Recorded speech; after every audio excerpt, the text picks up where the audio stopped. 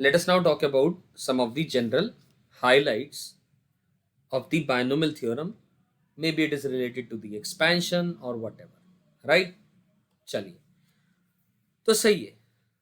तो अब हम बाइनोमियल थ्योरम की बात कर रहे हैं। अगर मैं आपसे पूछूं, ये बात तो अपन सबको पता है, x plus Y whole power n, if n belongs to a natural number, तो number of terms n plus one है। नंबर ऑफ टर्म्स कितनी है? n प्लस वन है। लेकिन साथ ही बात यहाँ पर अगर मैं आप लोगों से करूँ कि अगर x plus y plus z की पावर n होगा और if n belongs to natural number, तो नंबर ऑफ टर्म्स कितनी होंगी? तो हम इस सवाल को सेम तरीके से बैगर मेथड से सोचेंगे कि n चीजों को तीन भिखारियों में बांटना है सच दैट ईच में गेट नन, वन और मैनी, यानी n plus three minus one C base three minus one, यानी n plus two C two. This is the correct answer to this question. तो अब आप चाहे अगर मैं आपसे पूछूं एक एग्जाम्पल के तौर पे यहीं पर ही कि भैया x plus y plus z whole की पावर 8 में अगर मैं पूछूं भैया नंबर ऑफ टर्म्स कितनी आ रही है, तो बेसिकली n की वैल्यू 8 आ गई, तो इसका मतलब कितना आ जाएगा? इसी में पुट कर दो आप सीधा सीधा, या 8 को तीन चीजों में बांट दो, 8 चीजों को तीन भिखारे में बांट दो, 10c2, यानी 45 is the correct answer to this question. तो x plus y plus z plus t plus डब्ल्यू होल पावर n भी होगा। अब तब भी आप उसके लिए भी कर लेंगे। करेक्ट? ये पहली बात, ये पहली हाईलाइट या पहली प्रॉपर्टी हमने जो नोटिस करी। अगली बात हम कह रहे हैं कि भैया सम ऑफ दी पावर्स, पावर्स बोलें या फिर इंडाइसेस बोलें, of x and y in each term in the expansion of x plus y whole power n is n। Sum of the powers या फिर इंडाइसेस क्या होगा? n होगा। यानी अगर मैं आपसे पूछूं एग्जाम्पल के तौर पे कि x प्लस वाई होल की पावर 20 के अंदर में find the coefficient of x की पावर 10 इंटू वाई की पावर 8। ठीक, आंसर क्या होगा दोस्तों? आंसर होगा सीधा सीधा जीरो। क्यों जीरो? क्योंकि ध्यान से देखें, इस 10 का और इस 8 का एडिशन 18 होता है, 20 नहीं होता है भैया। 20 के 20 सिक्कों को दोनों भिखारियों में बांटना है, ये नहीं दो अपनी जेब में डाल करके ले गए, ऐसा नहीं है। You getting my point? 20 के 20 सिक्कों को दो भिखारियों में बांटना है। तो अगर ये पावर्स का एडिशन वेरिएबल की 20 नहीं है तो उसका कोएफिशिएंट जीरो आएगा, यानी ऐसी टर्म एग्जिस्ट नहीं करती। इनफैक्ट अगर मैं आपसे x की पावर 10 इंटू वाई की पावर 12 का कोएफिशिएंट पूछूंगा, इसका भी जो कोएफिशिएंट होगा वो जीरो होगा इस एक्सपेंशन के अंदर में। आई एम श्योर आप सबको मेरी बात ये समझ में आई। ठीक, और हाँ, एक और खास बात दोस्तों, आप NCR लिखें या फिर C बेस R लिखें, एक ही मतलब होता है, कोई फर्क नहीं पड़ा। और इसको हम बाइनोमियल कोएफिशिएंट बोलते हैं। क्या बोलते हैं इसको? हम बाइनोमियल कोएफिशिएंट बोलते हैं। चलिए, यहां तक भी बात समझ में आ गई। अगली बात, तीसरी बात related to the general highlights और ऑब्जर्वेशंस। अब हमने एक बात तो देखी कि भैया x plus Y whole power n की एक्सपेंशन पड़ी, nc0 x power n plus nc1 x power n minus one y power 1 and it goes on up till plus ncn into y power n। ये बात तो clear है, ये तो समझ में आ गई अपने को। ठीक है, अब एक चीज समझने की है। अगर मैं यहाँ पर x की जगह 1 और y की जगह x पुट कर दूं, x की जगह 1 और y की जगह x पुट कर दूं, तो ये क्या बन जाएगा? ये बन जाएगा 1 प्लस x होल की पावर n, ये बनेगा nc0 क्योंकि x की जगह तो 1 आ गया, plus nc1 into x, nc2 into x square and it goes on up till ncn into x की पावर n। ऐसा बन जाएगा ये मेरी बात समझ में आ रही है? मैंने x की जगह 1 और y की जगह x सब्सटीट्यूट कर दिया, तो ये एक्सपेंशन हमारे पास इस तरीके की बन गई। ठीक है, अब इससे क्या निष्कर्ष निकला? नो डाउट ये बात तो सही है, ये फर्स्ट टर्म है t1, ये t2, इसमें कोई चेंजेस नहीं है, ये nth टर्म है, सही है, ये तो nth टर्म है। अब अगर मैं यहां पूछूं आपसे कि टी बेस आर प्लस 1 क्या होगा, तो आंसर होगा n c r into x power r, क्योंकि x जो है वो सेकंड वेरिएबल है, फर्स्ट नहीं है। जो सेकंड वेरिएबल होता है उसकी पावर वही होती है जो यहाँ बेस में आती है। मेरी बात समझ में आ रही है दोस्तों? यहाँ तक क्लियर है? N c r x power r, is it clear?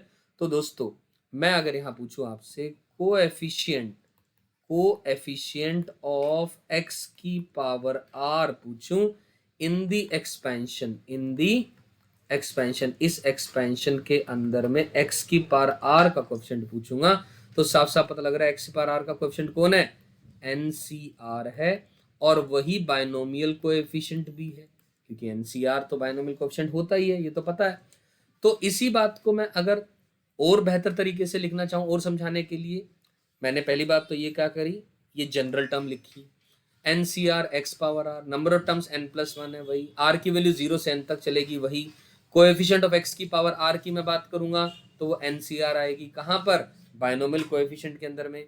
तो मैं एक और बात लिखना चाहूं तो दोस्तों coefficient of r plus 1th term, coefficient of r plus 1th term is equal to coefficient of x की पावर r लिख सकते हैं, is equal to NCR when we talk about or in the expansion of 1 plus x होल की power n। हाँ मेरी बात समझे, ध्यान से देखें, 1 plus x whole power n expansion के अंदर में x की पावर r का जो कोएफिशिएंट है वो जनरल टर्म का कोएफिशिएंट है, यानी r प्लस 1th टर्म का कोएफिशिएंट है, और वही बाइनोमियल कोएफिशिएंट के बराबर है। ये बात समझ में आ रही है? तो सही है। तो अब अगर इसी के बेस पे एक सिंपल सा एग्जांपल या एक क्वेश्चन लिखूं मैं, बिल्कुल सिंपल सा क्वेश्चन, वो ये है कि भैया कोएफिशिएंट ऑफ x की पावर 6 निकालना है अगर किसके अंदर में, मान लो क्वेश्चन दे दिया 1 प्लस एक्स होल की पावर 15 के अंदर में, तो डायरेक्ट आंसर आप लिखें 15c6, सीधा सीधा, क्योंकि ये क्या है, x की पावर 6 कब आएगा? जब r की वैल्यू 6 आएगी, यानी ये r t बेस 6 प्लस 1, यानी ये क्या है, 7th टर्म का कोएफिशिएंट, 7th टर्म, और 7th टर्म क्या आएगी, 15c6 इंटू एक्स की पावर 6, तो इसका कोएफिशिएंट में अगर अपना इंटरेस्ट है तो वो ये होगा आंसर। Is it clear? इसी तरह दोस्तों अगर एक और सवाल पूछ लिया जाए आप लोगों से कि कोएफिशिएंट बताइए, कोएफिशिएंट ऑफ x की पावर 6 का ही पूछ लेता हूं, in 1 plus 3x plus 3x square plus x cube whole की पावर 15। अब आप सोच रहे होंगे सर ये तो बाइनोमियल है ही नहीं, ये तो 4 टर्म आ रही है डिसिमिलर।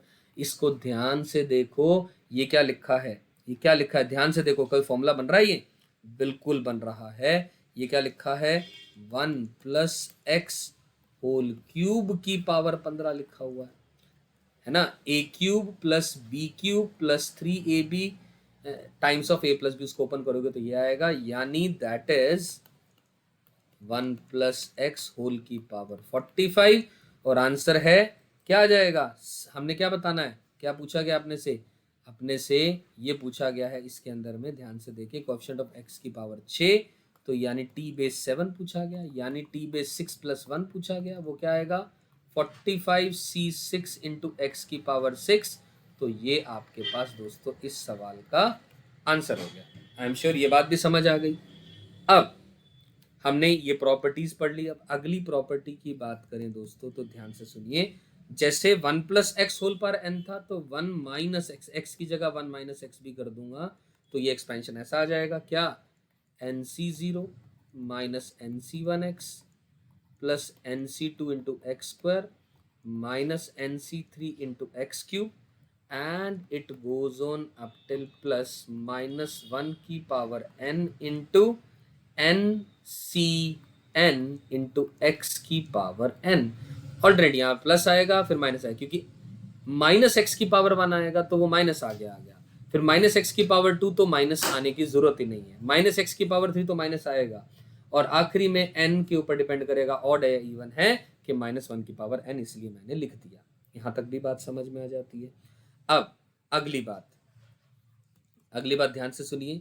अगर हम कह रहे हैं कि भैया x plus Y whole power n की expansion c0 plus c1, in fact इसको ऐसा लिख दें, just a second, x plus Y whole की पावर n की एक्सपेंशन हमें मालूम है, तो हम इसमें ऐसा लिख सकते हैं, क्या पता है, nc0 into x power n plus nc1 into x power n minus 1 into Y power n and it goes on up till ncn into Y power n। ये पता है अपने को। अब अगर मैं पुट कर दूं x equal to y equal to 1, तो क्या आएगा, 2 पावर n किसके इक्वल आएगा, c0 plus c1 plus c2 and it goes on up till c base n। और ये बेसिकली क्या है, इट इज सम ऑफ, ये क्या है, सम है किसका, sum of all the binomial coefficients. Sum किसका है, बाइनोमियल कोएफिशिएंट्स का है, ठीक है।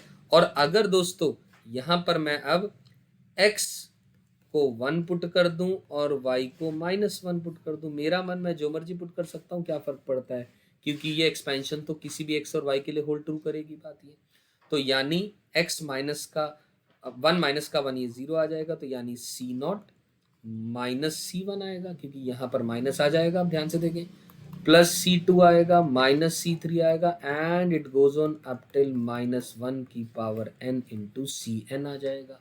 ठीक है क्या। अब ध्यान से देखें, इस पोर्शन को ध्यान से देखें तो c base 0, c base 2, c base 4 इन सब में प्लस है, और 1 2 1 c बेस 1 c बेस 3 इन सब में माइनस है। तो हम क्या कर सकते हैं, c0 plus c2 plus c4 and it goes on, कहां तक जाएगा पता नहीं, डिपेंड करेगा n की वैल्यू के ऊपर, will be equal to c base 1 plus c base 3 plus c base 5, फिर से कहां तक जाएगा, n की वैल्यू पे डिपेंड करेगा। अब 1 मिनट के लिए दोस्तों इन दोनों वैल्यूज को मैं t मान लेता हूं, क्या मान लेता हूं, t मान लेता हूं। ये वाली वैल्यू इज इक्वल टू ये वाली, जिनके बेस में इवन है इज इक्वल टू जिनके बेस में ऑड है, उन सबका समेशन दोनों का बराबर कर दिया और टी के इक्वल कर दिया। और अपने ने अभी अभी निकाला c0 plus c1 plus c2 up till cn की वैल्यू 2 की पावर n है। तो क्या मैं इसको c0 plus c2 plus c4 and it goes on ऐसा लिख दिया, plus c1 plus c3 plus c5, यानी ऑड वाले इन सब का एडिशन इज 2 की पावर n। अब इतने की वैल्यू क्या है, ऊपर से पता लग रही है t, इतने की भी वैल्यू क्या है t, यानी 2 इंटू टी की वैल्यू 2 की पावर n है। तो दोस्तों t की वैल्यू आ गई 2 की पावर n माइनस 1। ये अपने पास एक रिजल्ट है जिसे अपन लोग ध्यान रख सकते हैं। समझ आई बात ये। अब इसी चीज को आगे बढ़ाते हुए हम इसका एक सिंपल सा एक क्वेश्चन कर सकते हैं। अगर मैं एक एग्जांपल लूं, मैं आपसे पूछूं कि भैया x plus Y whole square, हमें पता है ये बाइनोमियली एक्सपैंड करेंगे एक्स स्क्वायर प्लस 2xy प्लस वाई स्क्वायर होगा, ठीक है ना, सिंपल फॉर्मूला अपने को पता है। या फिर बाइनोमियली लिखूं तो 2c0 x की power 2 plus 2c1 into X की power 1 into Y power 1 plus 2c2 into Y की पावर 2, एक ही बात है, ये दोनों चीजें एक ही हैं, अलग नहीं है। अब अगर मैं आप लोगों से पूछूं sum of the binomial coefficients, अब बाइनोमियल कोएफिशिएंट कौन होता है, एनसीआर होता है। वो कौन आएगा, 2c0 plus 2c1 plus 2c2, उसकी वैल्यू क्या आएगी, 2 की पावर n, n कितना है 2, यानी 2 की पावर 2, यानी आंसर आ गया 4। ठीक है। और अगर मैं पूछूं यहां पर सम ऑफ दी कोएफिशिएंट्स, क्या पूछे, सम ऑफ दी कोएफिशिएंट्स पूछे। अब यहाँ पर कोएफिशिएंट यहाँ पर वही आ रहे हैं, ये और ये, यानी 2c0 plus 2c1 plus 2c2, यहाँ पर आंसर सेम आएगा, यहाँ पर आंसर क्या आ गया, सेम आ गया। पर क्या हमेशा ये वैल्यू ये बात सेम आएगी? Answer is no. अब कहां पर सेम नहीं आएगी, कैसे पता लगेगा? अब एग्जाम्पल एक और लेते हैं और इस बात को समझते हैं बढ़िया से। मान लो x प्लस 2y होल की पावर 2 लिखा, इसको सिंपल एक्सपैंड करेंगे तो x square plus 4xy plus 4y² बना। बायनोमियल एक्सपैंड करूंगा तब भी 2c0 x power 2 plus 2c1 x power 1 into 2y power 1 plus 2c2 into 2y power 2। Right. मैं पूछूं सम ऑफ, अगर मैं पूछूं sum of binomial coefficient, answer 2c0 plus 2c1 plus 2c2 ही रहेगा, यानी 2 की पावर 2 यानी 4 आ गया। सही है, इसमें कोई कंफ्यूजन नहीं है। लेकिन अगर मैं सम ऑफ कोएफिशिएंट्स पूछूं, अब ध्यान से देखें दोस्तों, अब सम ऑफ कोएफिशिएंट और बाइनोमियल कोएफिशिएंट में फर्क मैं बता चुका हूं। बाइनोमियल कोएफिशिएंट तो ऑलवेज एनसीआर होता है, लेकिन कोएफिशिएंट क्या होता है? जो वेरिएबल की किसी भी पावर के साथ में जो कांस्टेंट मल्टीप्लाई हो रहा होता है उसको कांस्टेंट, उसको कोएफिशिएंट कहा जाता है। ये क्या आएगा? कोएफिशिएंट कौन है यहाँ पर? 1 प्लस 4 प्लस 4, क्योंकि ये 1 आ गया, ये 4 आ गया, ये 4 आ गया, यानी आंसर आया 9। मतलब यहां पर sum of the coefficient is not equal to sum of the binomial coefficient. The reason being, यहां पर कोएफिशिएंट और बाइनोमियल कोएफिशिएंट सेम नहीं है। मैं ऑलरेडी बता चुका हूं, क्योंकि यहां पर y नहीं है, y की जगह 2y आ रहा है। तो अगर सम ऑफ द कोएफिशिएंट्स, अब यहां पर 2 की बजाय पावर 20 होता तो क्या मैं पूरी सीरीज को लिखता पहले? नहीं। तो व्हाट इज द वे, तो वे और method to find the sum of the coefficients. Sum of the coefficients को निकालने का तरीका क्या है? पुट कर दें वेरिएबल्स इक्वल टू 1, वेरिएबल्स की वैल्यू को 1 पुट कर दें। एग्जांपल के तौर पे यहां पर हमने x और y दोनों को 1 पुट किया, x और y दोनों को 1 पुट किया, तो 1 प्लस 2 यानी 3, 1 प्लस 2 क्या आ गया? 3, तो यानी आंसर आ गया 3 की पावर 2 यानी 9 डायरेक्टली। और अब आपका मन में सवाल होगा, सर बाइनोमियल कोएफिशिएंट का सम कैसे निकालें? अरे भाई वो तो चेंज ही नहीं होता, वो तो 2 की पावर n ही रहता है, क्योंकि वो इंडिपेंडेंट है x और y, या 2x और y/2 या what ever it is coming, उससे कोई फर्क यहाँ पर नहीं पड़ता। तो हमने पिछले सवाल में देखा कि बाइनोमियल कोएफिशिएंट्स का सम कोएफिशिएंट्स के बराबर आया, यहाँ पर सेम आया, लेकिन यहाँ पर सेम नहीं आया, यहाँ पर सेम नहीं आया। नहीं आया तो कारण क्या था? बाइनोमियल कोएफिशिएंट सेम नहीं थे। तो बाइनोमियल कोएफिशिएंट का सम ऑलवेज 2 पर n रहेगा, लेकिन कोएफिशिएंट का सम निकालने के लिए जितने भी वेरिएबल यूज किए गए होंगे, चाहे वो बाइनोमियल की बात कर रहा हूँ, चाहे वो ट्राइनोमियल, मान लो x plus y plus z whole power 20 की बात हो रही है, तो आप x y z सब की वैल्यू 1 पुट कर दे, जो आंसर आएगा फाइनली वो आपका सम ऑफ दी कोएफिशिएंट्स हो जाएगा। आई एम श्योर यहां तक बात समझ में आई। तो ये थी कुछ प्रॉपर्टीज और कुछ highlights related to the expansion of the binomial theorem.